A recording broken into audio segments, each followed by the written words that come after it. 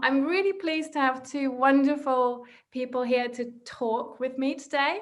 First of all, Laura Ducceschi, who is a creative curator and producer, and Sasha Elina, who is a curator and performer. I'm particularly struck that in both of your works, the curatorial is very much a creative practice. And in the visual arts, this is very well understood and also widely written about. But in music and sonic practices, this is really very rarely acknowledged. So I'm looking forward to hearing about your work and also about your approach to creating it. So, hello, Laura.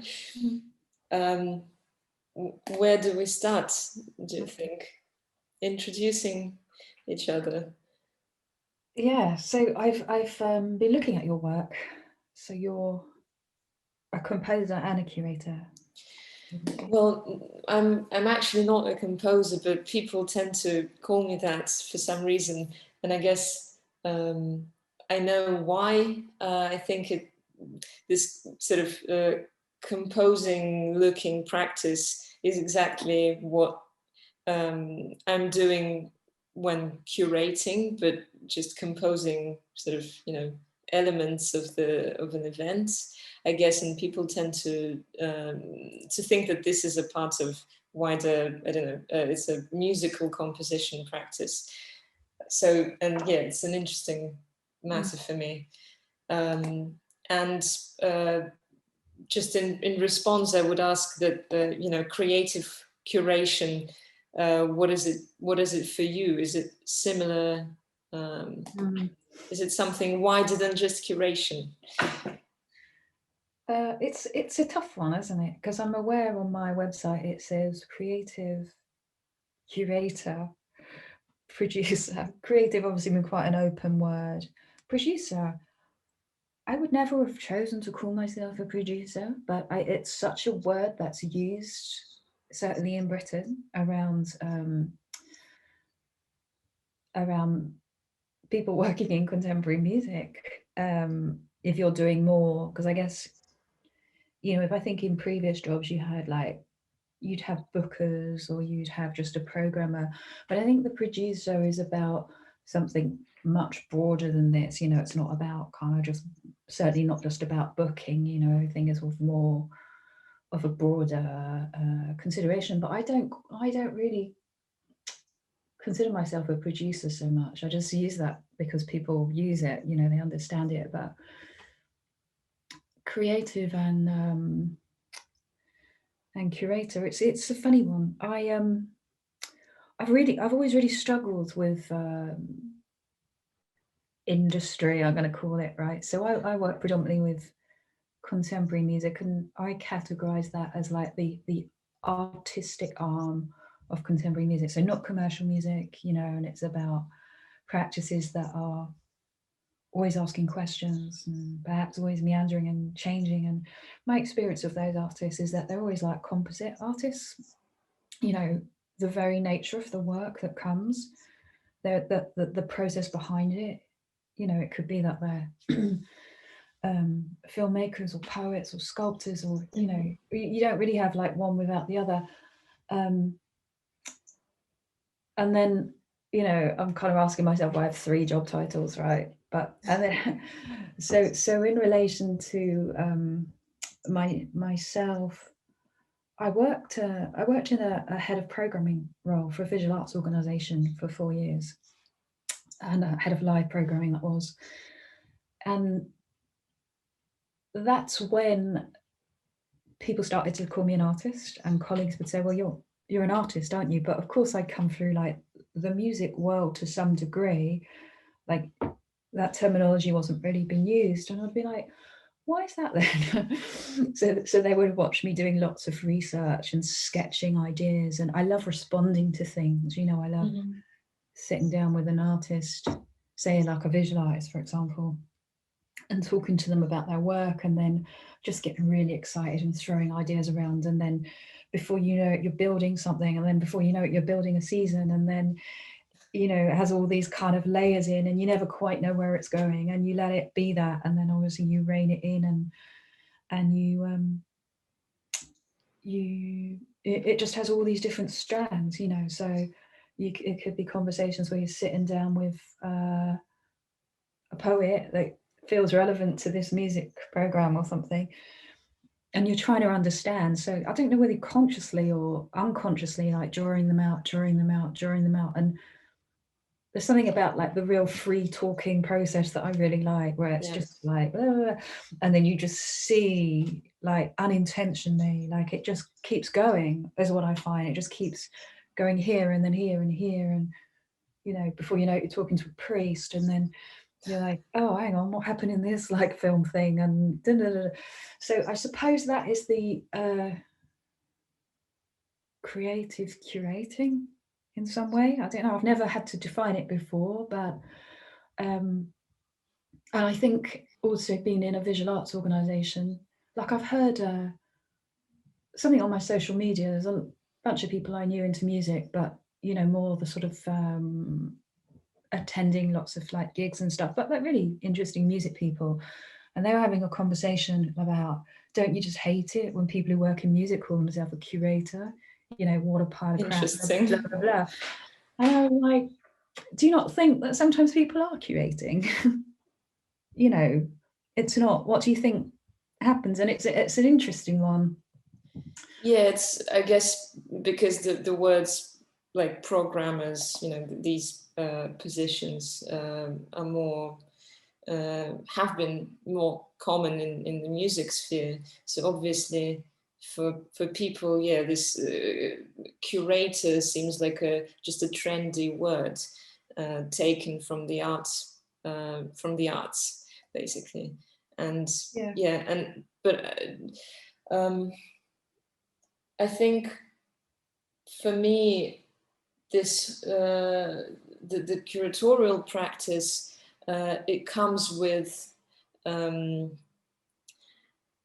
it comes when one is sort of leaving the space of traditional format, and thus stepping into different formats that are already established, found, you know, and categorized in the art world, in the visual arts, and so, and this is where the position of curator appears for me in the new formats and spaces where any sound work, any music can be presented. So for me, and this is what I'm sort of looking into the most, is how music curation is connected to, always connected to working with sites and with space, with wider than a traditional concert hall. Or if it's a traditional concert hall, how does it, you know, break the rules, break the codes that both audiences and musicians and composers know, I guess. Yeah, and I also saw a sort of, yeah, you mentioned on a website that a work chooses you, and this really, I felt close to this idea that unlike unlike programming, I myself rather work with people, and first comes a situation, a shared space, a shared situation, a sort of just this blank almost space, you know, for this collaboration between artists, between me and artists, etc.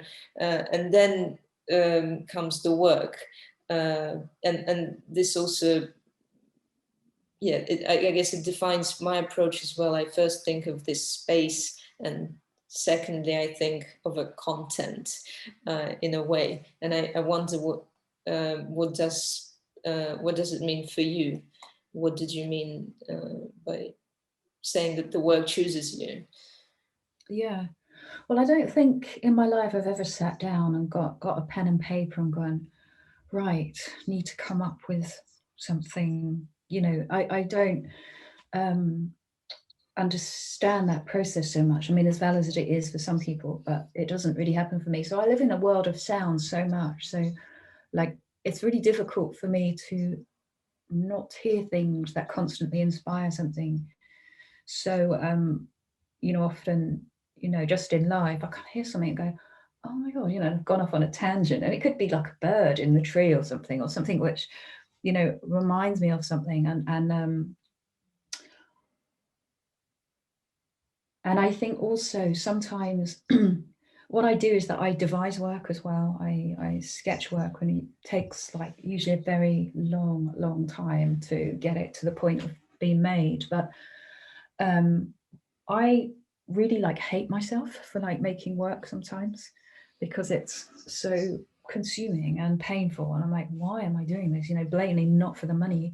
Like, why don't I just be like a simple programmer, and like, not that that's simple, but like it's much more straightforward, right, than trying to extract work from your head and stuff. But I guess that's what I mean about it choosing you, because sometimes something just gets a hold of you, and it's such a compulsion, and it feels relevant, and therefore, you know, a lot of sort of it seems into conversations with artists and stuff, and then, you know, you kind of find that there is this chemistry, because I find like something must, if it's a curation or whether it's like a big new project, look, it finds a kind of cornerstone, right? It finds like a centerpiece, and once that centerpiece is, then it can like build outwards, rather than, you know, getting a circular shaped concept and banging it into a square shaped like space. You know, I kind of wait, and then there's a moment where like something comes together and you go, oh yeah, and that idea and that, and you know, and you start vibing from it. But I definitely like what you were saying about like the space, and like, you know, with the artist and stuff. And sometimes when I think art is so it's so real, and it's so, you know, it's quite pure, and I don't like to pollute it with anything, which is why I always worked outside of the music industry, if you like, you know, more directly with artists.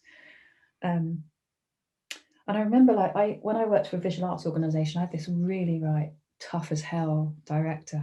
Like he was really tough, but he was very visionary. So it was interesting times, you know, for me and the visual art curators. But like the smallest thing that I wanted to do musically, I had to present it at a meeting to the visual art curators and explain what it was and why it was relevant, and the fact that it wasn't derivative. You know, like it'd be the smallest like gig, you know, and go through this process, but it obviously I enjoyed it at the same time. I enjoyed this delving.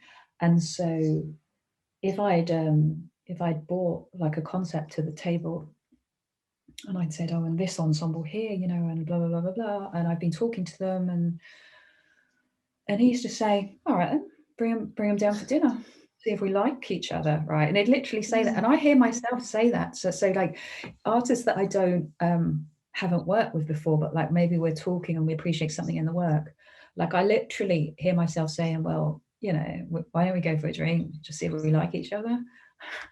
Because I think it's something like the curation of work and stuff is actually so natural. You know, it's not something that I can relate to like forcing or trying to make a big sell. You know, the alchemy, you know, it either happens or it doesn't, and if it doesn't, then it's better to leave it alone, you know. Yeah, I totally understand, and for me, working with artists, yeah, means I don't know, means having a conversation which can't be, based on dislike or anything like. So it's about this sort of friendship, and it doesn't mean that every artist, every musician I work with is my best friend, but somehow, yeah, it's always it always starts with this friendly. It's sort of professional. It is a professional friendship, and there is the whole conversation about it. This sort of or curation being based on love or friendship and things like that. And this is really, really interesting for me. And also, when I sort of see, when I try to imagine where curation sits for me, I see it on this sort of scale where there is artistic creation or artistic production, let's say. Then there is curation, and then there is this sort of production and management and things like that. And so for me, yeah, this difference between difference that I'm still trying to figure out between a curator and a producer is somewhere, it feels like it's hidden somewhere on this scale. And for me, curating is not, it's not a function, it's not, or not necessarily a set of these functions, but it is it's a sort of state of mind almost. It's a or a mode of behavior with artists, rather than with audiences in a way, because things that well, of course, curator communicates some idea, some wider concept to the audience together with artists, but production, I think, does much more in this sense, delivering or like promoting an event to the audiences. And this is a big thing. And I have some knowledge as well in this sort of job, but this is where I find myself more of a curator than a producer. It's coming back to that conversation, you mentioned it earlier, that you don't feel yourself a producer anymore. And do you think this is this has some connection? I think to curate in the way that we do, I like artist curators, is interesting. I think it's very difficult to also be the producer. And what I really loved, what you just said, is that you spoke about friendship, but also it being about love, right? Because I think, like, let's take it down to the bare bones, right? Rather than like a sort of job and I'm the producer and it's like, okay, so what's the timeline, and right, what's the, what, blah, blah, blah, blah. Like it's a different sort of pragmatic thing, where I remember working with a multimedia artist called Yuval Avatel, who's like incredibly visionary and very ambitious. And when I was considering his work for Brighton Festival, he came for a site visit with his producer. And since then, I've got to know him, and he said, Laura, from when I met you, I knew you are one of the rare curators. He said, because you're the real curator. Like, and what he said to me is that, in Italian, to curate, cura means heart, and you work from your heart, and I feel it. And I, rather than go, oh, it's very nice, I was like, yes, I know exactly what you mean, because I think a producer could have many conversations with artists, right? And they may lead to amazing things, right? But I think when you coming from a place of love and you take the agenda away of producer and like, I don't know, all the practical stuff, and you just coming from the heart. Like there's such, you know, there's connection or there isn't. And if there's connection, it's, you just feel it, don't you? It's like psychology. It's like that subconscious level of communication where you know, I mean, you might not even like each other that much, right? But you know that you understand each other's, you understand their work, or they know that you understand their work. And I think this is a very emotional job, you know, and it can really take a lot of you. You can't be 1 foot in, 1 foot out. You know, if you're doing that, you're really present. So then the role of the producer is so practical. It's such a different side of your brain, isn't it? And obviously I, you know, especially in curating, I have to be considering budgets and, you know, things like that.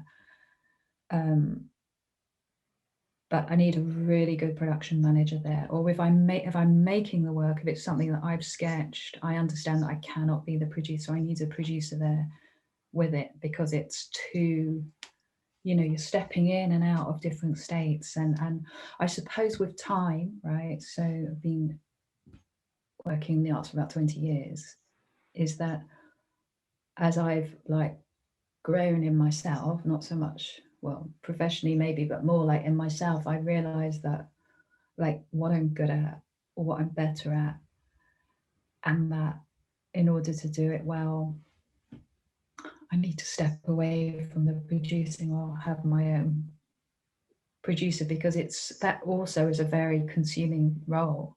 Yeah, absolutely. But like not the same, you know. And then if you're really like in depth, like making something, then the continued conversation with the artist, I think, should be about the art, you know, and then let somebody else like be prepping the practicals. And so yeah, that's why I call myself less a producer, I suppose. I don't really think anybody knows what producer means anyway. Like you can come out of college, can't you, and be a producer, you know. I don't know, is it the same as like? No, well, to a certain extent, I wish I knew more about production in arts, and you know, in fundraising and all of these things, and I sort of I gained some experience, big experience actually. I worked as a head music manager in this big cultural center, and I dealt with you know, full-time job. I dealt with budgets and technical writers and all of that, and contracts most of the time. So, but because of that, I noticed that in those 2 years, I really struggled with creativity, with you know, things that I could do much lighter in a way before that and after.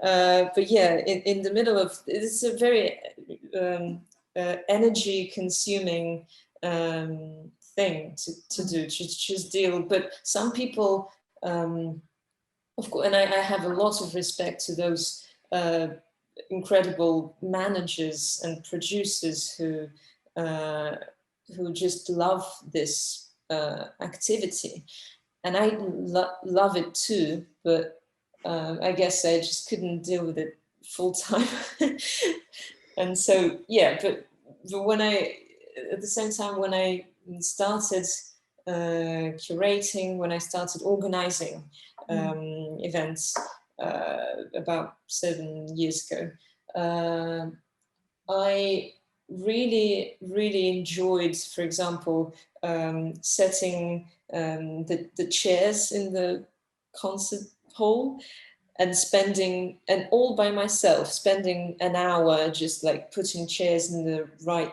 places. But I think that this was also coming from this like excitement about what is going to happen, you know, what is about to happen in this event, and that I had to do something about it. You know, I needed to put this energy somewhere, maybe. And so this was a big moment for me to just all by myself in this quiet space, just setting the chairs. And then I of course I saw how people are filling the space, you know, at the concert, and they were and I felt like my touch is there. It is almost invisible, and of course it's invisible because chairs is a functional thing, but I knew that I put that chair there, and this was like a metaphor for the rest of my curatorial impact on the event. So, I totally relate to that. For me, right, my thing is like food. So maybe that's to do with my Italian heritage, but I can't disassociate food and art for sure. Even, and I also don't disassociate the smell of the room, or the, you know, the you talk about like these the chair and stuff. I think it's all interconnected. I think that kind of very creative curator, you're so sparked, aren't you? Like, how's the artist feeling, and have they, you know, how much, you talk about love, how much love went into them getting the food that they wanted and knowing that it was really, really good, you know. How's that light going to feel on their eyes, you know, and for the audience, you know, I think you're just like taking it all in, so it's hard to sort of disconnect from like one bit to another, you know. Of course. It's all one element is just one of many that interconnect and creates this atmosphere and the whole situation where this event sits. So I mean, just to what I'm curious about, I mean, I guess it's the really, really obvious question, you know, we've been in this pandemic and things have shifted, and I mean, as I was saying, I'm a very emotional curator. Like I want to understand how the piece works and what's behind it, but for me it's always like, how does it feel and why is it there, and how it feels is often what will connect all the works together, you know. But I wonder on, I don't know, it's like I have this, I always say, like, I have to wait for the penny to drop, and until the penny drops, it's like I can't move. So like, for example, when we went into lockdown and I was in Italy and it was a very severe lockdown, like no going for a walk or anything like that, and lots of artists like contacted me, or, oh, we should do something and talking about this, and I was like, I'm sorry, I can't talk to you. Like, I just couldn't, because I didn't understand what was happening, you know, and I didn't understand the role of art within it. And I'd always enjoy making art curating art or making art that's like real and relevant and raw. And I was like, who the hell am I to be trying to make raw work? I just want to watch Legally Blonde, you know. It's like suddenly like the sort of privilege that you realize that you had to be exploring such rawness. It's like, you know, especially when the virus hit, you know, in Italy it was crumbling, and I was in the south, and it's like, when this hits the south, you know, we have no infrastructure to deal with this, like this is going to be so bad. And it felt, you know, I suppose when HIV came in, there was all that fear of like, can I touch it if I look at, you know, can I, you know, all of this. And so there was all of that fear front loaded as well when we first locked down, and I couldn't move on art at all because I didn't understand where it fit. And now we're a year on, and now there's some light at the end of the tunnel, maybe. And but something has changed, doesn't it? Like the needs of people. Like, have you got any sense of what it means now going forward in curation?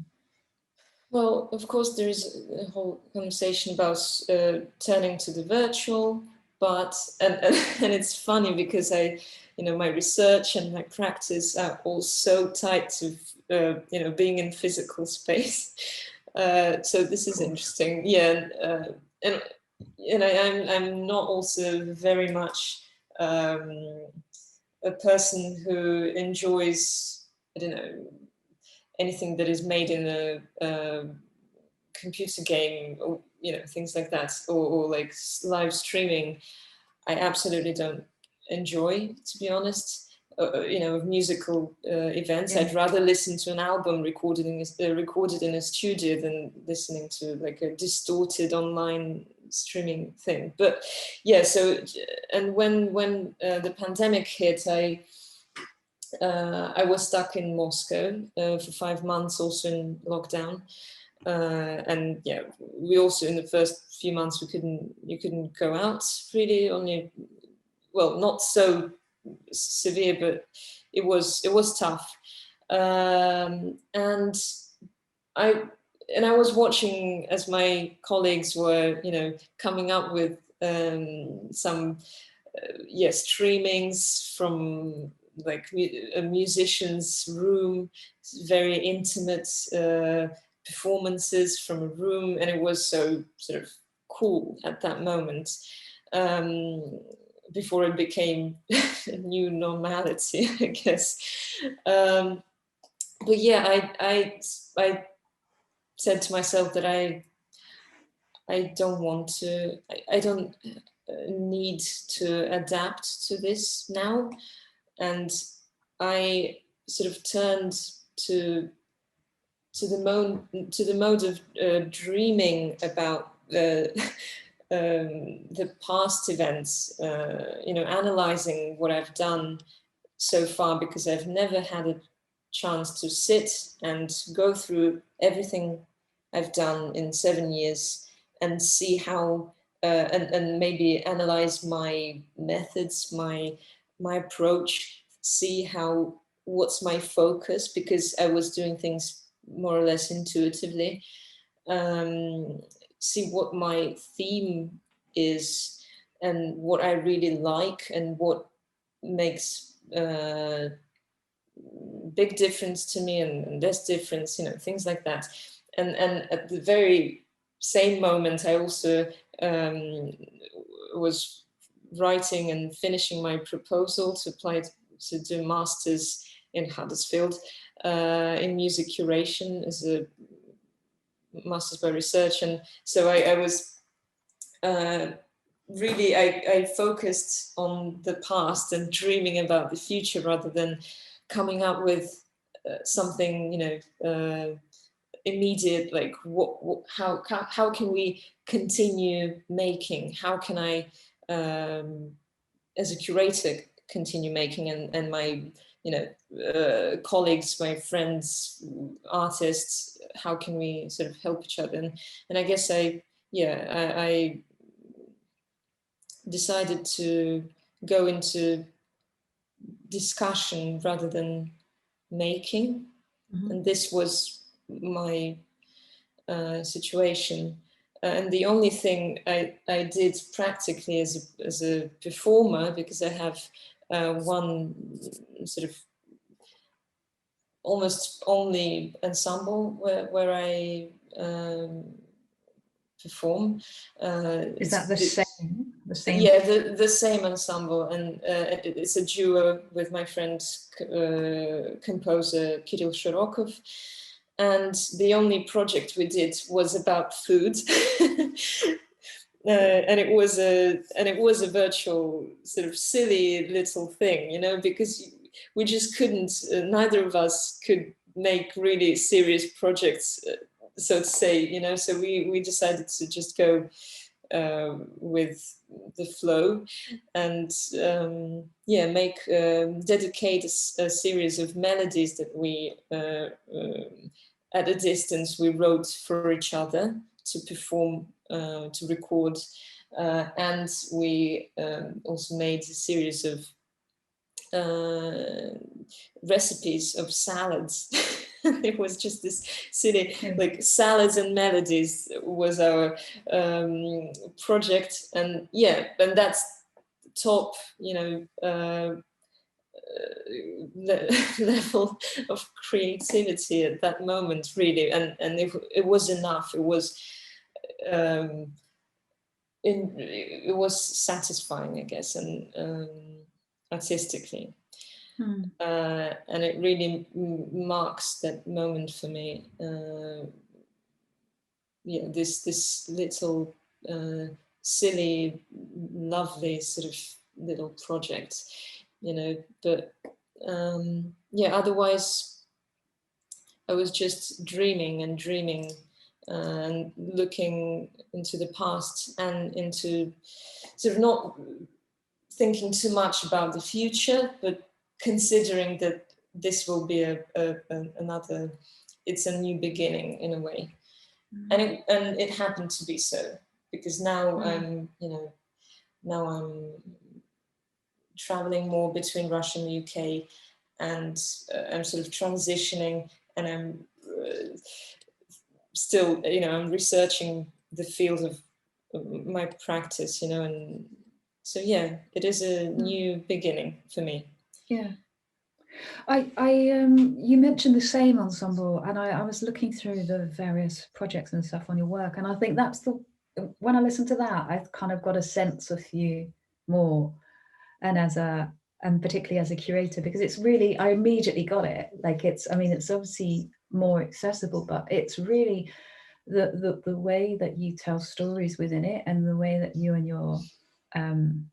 your pianist, your collaborator, the way that you respond to each other is so beautiful.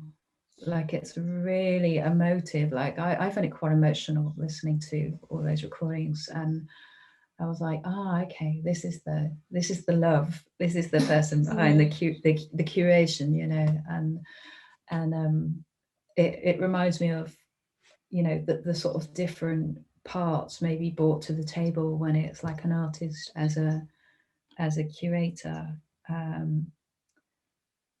You know, there's that basic intuitive thing that maybe it starts from. Well, I try to separate.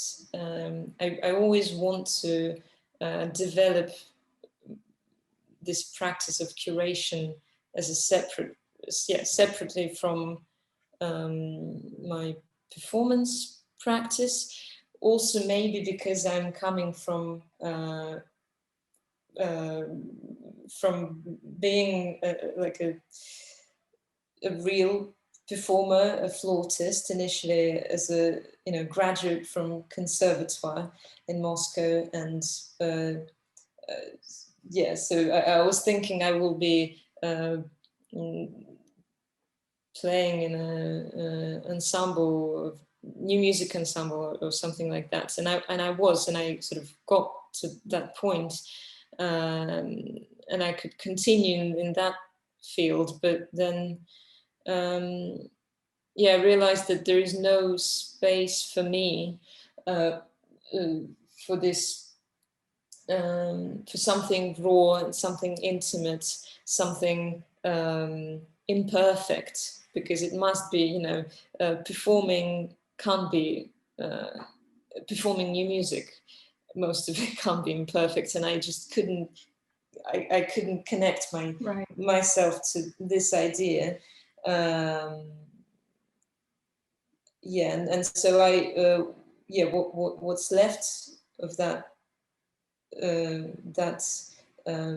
me in the past as a performer is the same ensemble, and it continues, but because it's also it's based on friendship and between me and Kirill, and it's sort of manifestation of our friendship. We converse through these songs that we make, these transcriptions, because we also both come from academic new music academic backgrounds, and but we meet and we transform this background, I guess, we into more something more personal, something more intimate, and something that sits between our friendship. Something like that, yeah. And it is a really, really important project for me, and it's ongoing as our friendship, you know. So until we, I don't know, separate as friends, it will continue as this manifestation of friendship. So what happens if you're a bit like angry or annoyed with each other and you sit down to do something? Is it? We stop. We don't do projects when we had some arguments. You know, we've been friends for 8 years, and of course we had some moments, or we had moments when we just, you know, each of us does their own thing, and you know, we don't talk really for like a few months, and then one day we're like, okay, let's do this music, you know, and yeah, it's a part of this flow, and yeah. Can I ask you about that word flow then? Because what I'm sort of seeing with your projects and all of this, that it's all about relationship, isn't it? It seems, to architecture or to nature, like the stuff in the Moscow gardens, you know, and in the night. And is there like that flow? So say, for example, people are in a really bad mood. Is it just that the flow is different, or that the flow is blocked? You know, so say, for example, yeah, it is different. It's not, yeah, what I said, that we stop with Kirill when we, you know, when the flow changes. Of course, it's not. We keep it quiet, I guess. We keep it unrealized until we realize something together. And the same with, yeah, I think the same happens with, yeah, all these relations and relationships. And I try not to rush. This is why, you know, yeah, sometimes I have a very intensive year when I'm curating, I'm doing projects like one by another, and then can be a quiet period of time. And I'm trying not to be afraid of it, because I know that at that moment I'm gathering information and ideas, and it needs time. It really needs time, and I know, I'm sure you know that and how it works. But it took me a while, of course, because then you see, you sort of become a little bit jealous here and there, and you see that, oh, this person got something done, big thing, and you're just sitting and waiting. But then I'm like, okay, no, that's not true. And for example, I have in 2018, I did a festival. I founded a festival, Music Space Architecture, with my colleague, architectural photographer Yuri Palmin, and we did this, probably the largest project I've done, and the most sort of condensed and large, you know, a 9-day festival, like with all the sorts of events every day. And then, of course, there were conversations about, okay, when are we doing the next one? You know, where, when, let's go for it immediately. But I knew that I didn't have, I was so,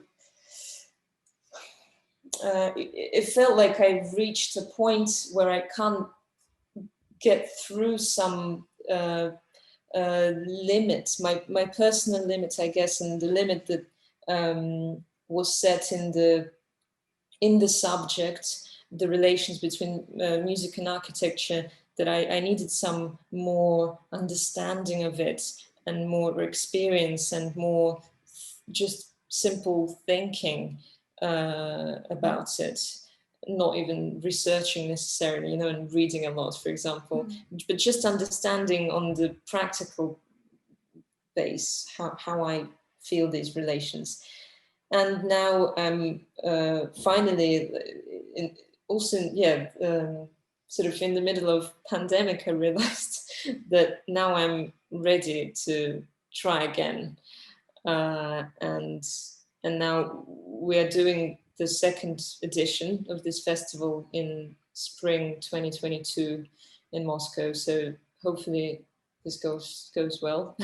But it took me really 2 years to just come down, think of things, and decide to do it again in a year time without any rush. Good. Yes, important. That's the artist curator in you of going, not yet. But you describe yourself as an academic, which I can see, and I work with a lot of musical academics. I am very far away from being an academic. I'm very emotional. I'm very live always by my emotion, which yields good and bad results.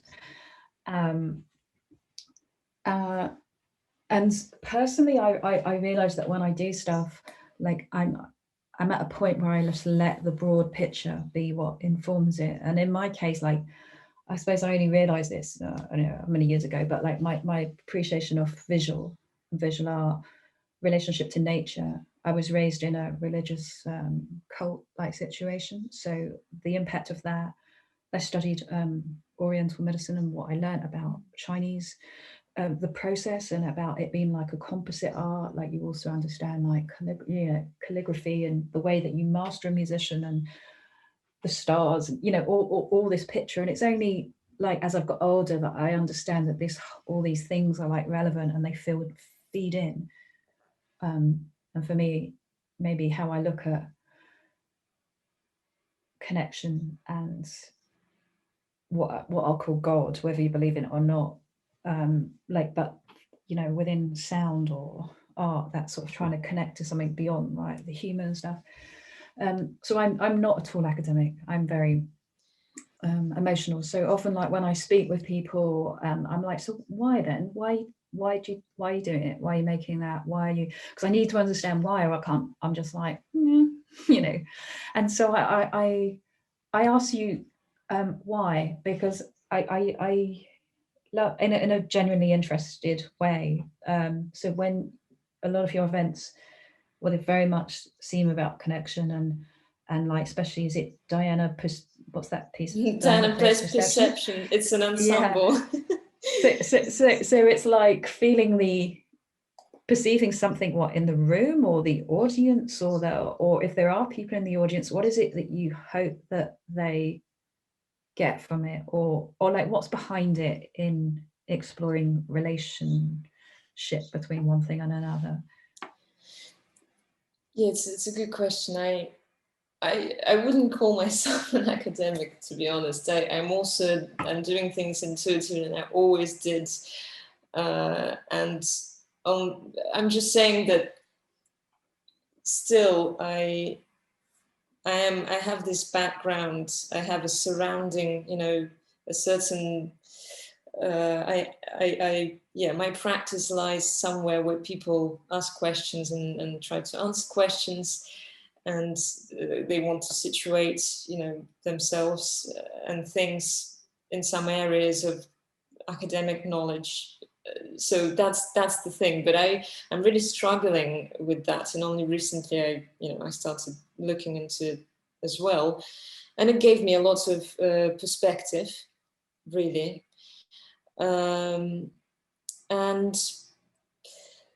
But yeah, what I see, the main thing, I think, how I see these events I organize is not sort of channeling a concept or anything. Well, sometimes, but it doesn't matter. For me, what matters is to introduce to an audience a situation that might be different from their daily lives, but also might be very, very similar to their daily lives, but still with this, shifted towards something artistic, something composed rather than sort of, you know, normal, you know, what we expect from the next minute to come. And yeah, and I'm just interested in these tensions between composed environment and natural, or, you know, daily environment, and how they sometimes appear to be much more connected one to another.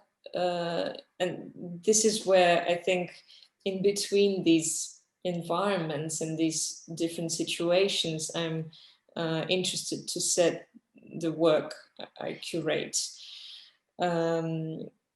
especially recently. And I think this comes from my practice, my experience with spatial music compositions that I did a lot from the beginning of my curatorial practice, where musical work would go beyond the concert hall, or any sort of hall, or just sort of spread in a way where people wouldn't feel necessarily, the audience wouldn't feel necessarily as an audience, but rather as a person passing by, or a person who experiences this work as more in more architectural sense.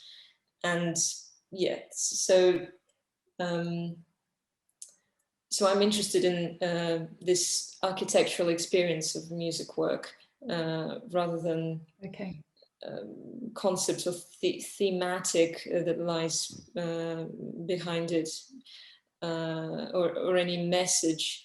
And yes, so I'm not against message, but I like when message is not the only thing you can focus on.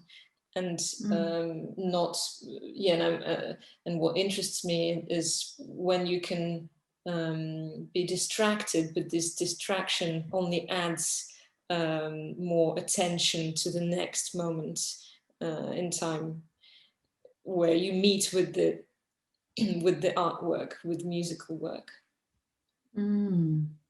Okay, yeah, I like it. When I was looking at the curations, I was writing down like a couple of them. I think, oh yeah, contact results in contagion.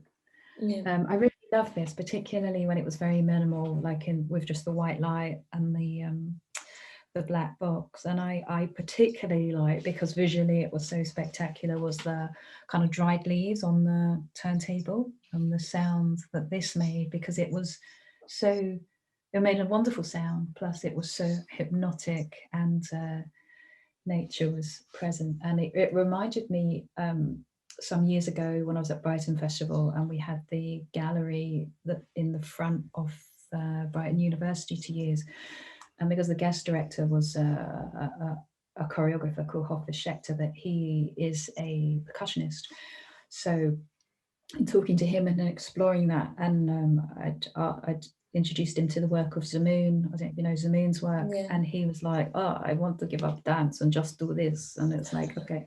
So I don't know why I have to mimic people's voices, because I do it really badly. But anyway, so we had, big glass front, and there was Zamoon just said, okay, actually, let's just do, because I was saying, what about this and what about this? And he said, no, for this space, let's just do like these two. So in the one gallery, it was like all the boxes with the motors. The motors and the ping pong. Yeah. And then in the next one, it was the sort of metal or the steel cords all against the wall, like shh. And it was so wonderful to me. I just get so much from his work. And I would pop in there once a day. I'd like take a coffee, go for a walk to the gallery. And then I realized that, so there were these benches here in front of the metal works. And every day I'd go there, there was these 4 mothers with babies in their pushchairs sitting like on the seats. And I'd be like, oh, I've seen you here a few times. And they went, oh yeah, we come every day at 11:30 because it's so wonderful. And the babies go straight to sleep with the sound. And we sit here and we have a talk. And then we like take in the work. And I was like, for me, that was like the compliment. That was like that, like, you know, I don't know how everyone's going to perceive the work, but that's just amazing, you know, that they were finding this space of peace and rest and connection, and you know, this relationship with what are quite sort of industrial things, the motors and the metal cords, and there's something really wonderful in that, isn't it, when people get to escape something for a moment, you know, maybe they're not like overly analyzing the work, but they get to experience something that's so valid to them at that time, which was probably like, oh my goodness, the babies are going to go to sleep, we get break, we can have a chat. These sort of subtle relations to work when you're not necessarily like sit and focus for like 2 hours on this thing, on the spectacle, for example, but it just sort of it embeds into your constant, you know, the normal activity and your perception of the world, and it's there as a moment. Yeah. And just tying into that, I wonder, do you think like the curator, so when you're curating, do you think do you feel that it's always a reflection of you, or do you, is it possible to disconnect the curator from the work, or is it always reflective of maybe where you're at in life and what you're thinking about? Well, it is, of course, connected, but then what you said, that the work chooses you, is really much, very much about this for me, that, you know, it's maybe the other way around. I might attract something that is, you know, that reflects my state, my current interest, but I'm not seeking for it. I'm not, it just it's a part of everyday communication and my appearance to people and to myself. But I never curate, never deal with something that I don't feel connected to at that moment. So I guess I have a chance to choose. Not every curator has it, especially curators that work in, you know, institutions and that represent this institution, not just their own interests or something. But I'm lucky for now and I'm just I enjoy it to be free, more free in this sense. Yeah, it's interesting, isn't it? I've really seen it in myself lately, because I didn't think it was so much the case, right? But I've been making a work for film because, you know, like you, the streaming thing doesn't really satisfy, and I was making something, but then the lockdown came and I wasn't interested in doing anything. And then I was like, hang on, it's quite a relevant piece of work, but actually the whole process of film and editing, and, you know, we can create something quite powerful because it's essentially about story. So I was asked to make something about Christmas. It's a terrible time for programmers to put in interesting work into the diary at Christmas, like around music. And I was like, okay, well, let me think about it. But because of my upbringing, it's like, I don't know anything about Christmas. I never celebrated Christmas in my life, right? So I was like, so it's like an anti-Christmas thing, right? So it's called an other Christmas. So it's about the otherness, and it's okay. So we get like this singular message of like, oh, look at my wonderful family, and look how happy we are, and look how much excess we've got, and everybody drink and get drunk and be happy. And it's like, well, it's the peak time in the year for like mental health services. You know, in the face of that, there's such an overwhelming sense of like failure.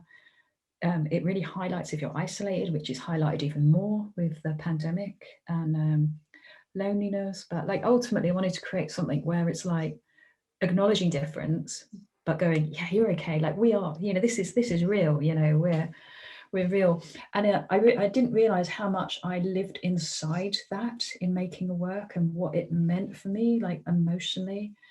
And I had a really dark point around December, and I was just like, and then started to like come through it. And then now suddenly I'm like, no, we need to completely change the ending because it needs to. And right throughout, and even the underscoring, it's got to be about hope. It's got to have hope coming through, you know. And it was me that had changed, and it really showed me like how much of oneself is reflected in the practice. And I mean, I think it's like both good and it's good to be aware of, right? And think about how one manages that, and to keep thinking about the needs of the audience and the public. And so I don't know, so I've been in that like emotional exploration a bit in using what I feel, but it isn't about me, right? I can call on things, but like how do you bring the broadness, you know? So yeah, it's an interesting one. Emotional, interesting, all those things. But I'm a little bit. I'm aware we've been talking for ages. Yeah, haven't we? So I think we can stop here and continue. I hope later. Yeah, I'd love to talk to you more. It's been fascinating, and just looking at your work and yeah, you too. And I have more questions that, you know, can fit in this conversation.